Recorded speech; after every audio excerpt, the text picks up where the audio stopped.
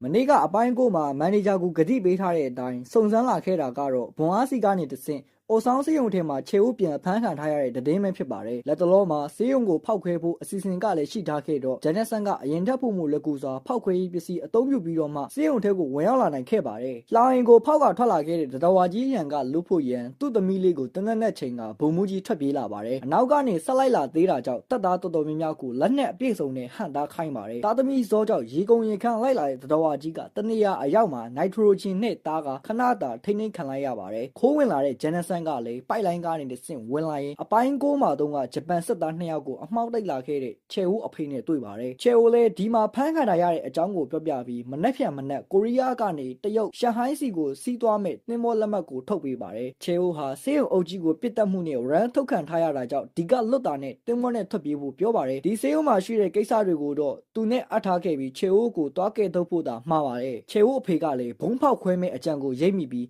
းဖောက်ခွဲရေးကိစ္စကိုသူ့စီအထားခဲ့ပြီးချေအိုစီဂျန်နက်ဆန်ကိုယ်တိုင်တွားတာကပုံမှန်ကန်မဲ့ဖြစ်ကြောင်းပြောပါတယ်ဂျန်နက်ဆန်ဘက်ကဒီကိစ္စကသူများကိုအပ်ပြီးပြစ်ထားခဲ့ရမယ့်ကိစ္စမျိုးမဟုတ်ပဲအခုချိန်ထိလည်းသူလုံမဲ့ဆုံးဖြတ်ထားတာကိုသူများကိုပေးလုပ်လိုက်တဲ့ထုံးစံမရှိကြောင်းပြောတော့ချေအိုရဲ့ဂျန်နက်ဆန်ရဲ့ကမနှက်ဖြန်ကိုဆက်လက်အသက်ရှင်သွားရမယ့်သူတွေဖြစ်ပြီးသူကတော့အသိကလူအိုကြီးတယောက်သာဖြစ်ပါတယ်ဒီမြေရောက်ခန်းမှာရှိနေတာကလည်းသူ့မိန်းမဖြစ်နေပြီးချေရသူရဲ့နောက်ဆုံးခရီးကိုသူများလက်ထဲဘလို့စိတ်နဲ့အထားခဲ့ရမှာလဲချေအိုကိုသာဂျန်နက်ဆန်စီတေချာအပ်ခဲ့ပြီးဘေးကိကိနဲ့စူးစမ်းနေထိုင်ပေးဖို့မှာခဲ့ပါတယ်အခုချိန်ကအရေးပေါ်ဖြစ်သွားတာမို့လို့မဖြစ်မနေမြေအောက်ခန်းကို10မိနစ်တွင်ပိတ်ဖို့ကြီးညာပါတယ်ဘိုးမူကြီးဟာစက်နက်ခန်းကနေပစ္စည်းတွေပြန်ဆင်းသိမ်းနေချိန်ချေအိုးကိုတော့ရောက်ခတိကြီးစီကစိတ်ချလက်ချအထားချင်းခံရတဲ့ဂျန်နက်ဆန်လာရောက်ကတင်ပါတယ်ရောက်ခတိကြီးကတော့နေရာအနှံ့ဘုံလိုက်ဆင်ပြီးချလားစွာတော့သူနဲ့ထိတ်တိုက်ရင်ဆိုင်ကနောက်ဆုံးတော့အချိန်နောက်ဆုံးတော့စက္ကန့်နောက်ဆုံးတော့ခရီးကိုအတူတူဖြတ်ကျော်လိုက်ကမီးလုံးများချပျောက်ကွယ်သွားပါတယ်ပောက်ကွဲမှုကြီးကလွတ်လာတဲ့2ယောက်ကလည်းချေအိုးအဖေနဲ့အမေအောက်မှာရှိသေးတယ်လို့ငိုကြွေးနေရင်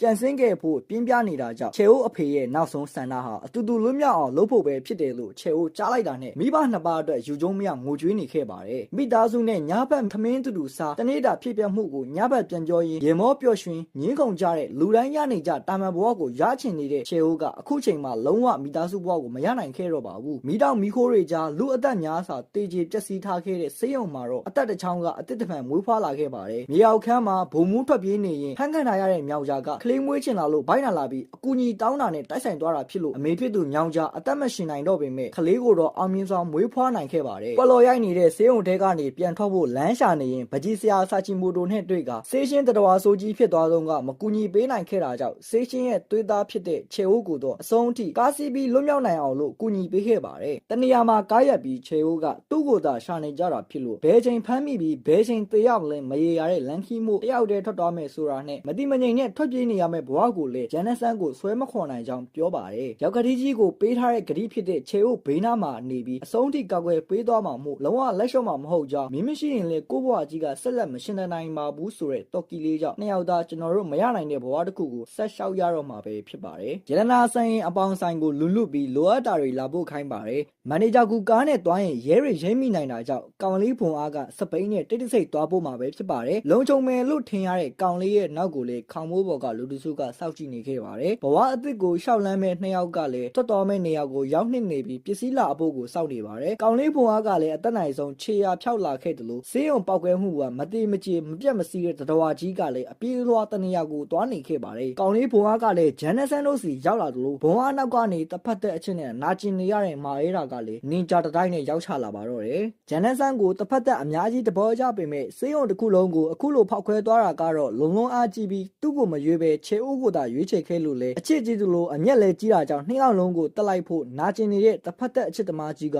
နင်ဂျာတတိုက်ကိုအမိတ်ပေးကအသေးနဲ့အောင်ချစ်လို့တေတာမကြည့်ရဘူးထင်ပါတယ်အဲ့နေရာကထွက်သွားခဲ့ပါတယ်ကျွမ်းကျင်ဒါသမားနေကြများရဲ့တနက်နဲ့ဂျန်နက်ဆန်တိုင်းတက်တဲ့ချေအိုးစတင်လိုက်ခိုက်ကြပါတယ်အရေးနှိမ့်နေခိုက်စောစောကဘွန်အားနီးသူပြေးလွှားလာတဲ့တတော်ကြီးရောက်လာကနေဂျာတွေကိုတုတ်တင်ပစ်ပါတယ်ချေအိုးနဲ့ဂျန်နက်ဆန်လင်တူတူပြေးနေရင်တတော်ကြီးကဂျန်နက်ဆန်ကိုတိုက်ခိုက်တာကြောင့်ချေအိုးကအစားဝင်ခံလိုက်ရင်သူချစ်တဲ့သူဖြစ်တာမို့လို့ထိခိုက်အောင်မလုပ်ဖို့ ဖို့အမေကိုမှားခဲ့ရင်တေဆုံးသွားခဲ့ပါတယ်အဖြစ်ပြက်တွေအပြီးမှာမာရဲတာကအီရှီကာဝါရဲ့နောက်ဆုံးဇာပနပွဲကိုတက်ရောက်နေခဲ့ပါတယ်ဂျွန်နက်ကနေတဆင့်ဂျန်နဆန်ကပေးခိုင်းလိုက်တဲ့နှုတ်ဆက်ပါတယ်ဆိုတဲ့စာကိုဖတ်ပြီးတခုခုကိုနားလေကထပြန်ပြီးမဲ့အချိန်မမီခဲ့ပဲပောက်ကွဲမှုကြီးဖြစ်သွားပါတယ်ဇက်တိန်လေးမှာတော့ဂျွန်ထက်ရဲ့ဂျန်နဆန်ရဲ့နှစ်ယောက်သားအရက်တူတူတောက်ကရဲဘော်ဂျန်လို့ခေါ်တာကိုအခေါ်မခံပဲအရင်လိုတကူကောင်းသမားစီးပွားရေးသမားအဖြစ်သာပြန်နေရင်ချယ်ရီပန်းပွင့်လေးတွေကြေသွားတာကိုငေးလိုက်တယောက်တည်းဖြစ်နေတဲ့ဘဝကိုပြုံးနေလိုက်နဲ့တငယ်ချင်းတို့လိုတစ်ဖက်သက်အချင်းနဲ့တစုံနှစ်ယောက်ကြည်လူနေတာကိုတဝင်းတူနေခြင်းမဟုတ်ပဲတက်ရောက်မှုတိုင်းမှာပြန်လည်တက်ရောက်မှုရှိတယ်ဆိုတဲ့ချစ်ချင်းတရားကိုခံစားကတစုံတစ်ယောက်ကိုလွန်လိုက်နဲ့ခေါင်းဆောင် creator season 1လေးကလည်းပြီးဆုံးသွားခဲ့ပါပြီဘုံမူမွေးပေးခဲ့တဲ့မြောင်ကြားရဲ့ကလေးမှာ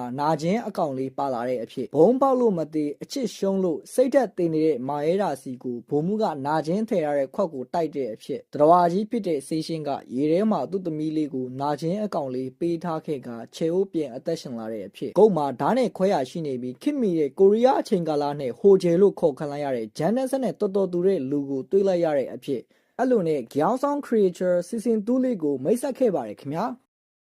အဆုံးထိကြည့်ရှုပေးလို့ကျေးဇူးများတင်ပါတယ်ခင်ဗျာ like and subscribe လုပ်ပေးခဲ့ပါဦးခင်ဗျာလိုအပ်တာရှိရင်လည်း comment မှာရေးထားခဲ့လို့ရပါတယ်အားလုံးပဲတတာ